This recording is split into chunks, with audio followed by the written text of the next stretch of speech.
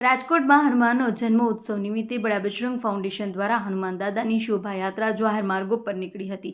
ભક્તો ખૂબ મોટી સંખ્યામાં જોડાયા હતા। અહેવાલ મા ન્યૂઝ સંદીપ ચાવડા, રાજકોટ। દિનેશ પુનવાણી મારું નામ, બળાવજંગ ફાઉન્ડેશન રામનાથપરામાંથી। બળાવજંગ જન્મોત્સવ હનુમાનજી મહારાજના જન્મોત્સવ નિમિત્તે સતત 17મા વર્ષે બળાવજંગ ફાઉન્ડેશન દ્વારા દાદાની એક ભવ્ય શોભાયાત્રાનું આયોજન કરવામાં આવેલ છે, જેમાં શહેરની અલગ અલગ 100થી પણ વધુ વિવિધ સંસ્થાઓ, ધાર્મિક સામાજિક સંસ્થાઓ જોડાયેલી છે।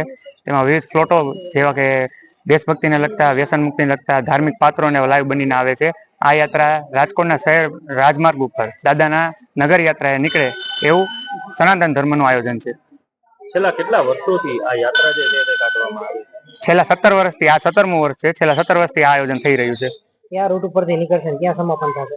રામનાથપરા બળાવજંગ ચોક થી લઈ ગરુડ ગરબી ચોક થી વિરાણીવાડી થી હાથીખાના મેઇન રોડ થી રામમડી ચોક થી કેનાલ રોડ થી ગુંદાવાડી પોલીસ ચોકી થી પેરેસ રોડ મેઇન રોડ, સંતોષ ડેરીની સામે કરણપરા ચોક થી બાલાજી હનુમાન મંદિરે પૂર્ણાહુતિ।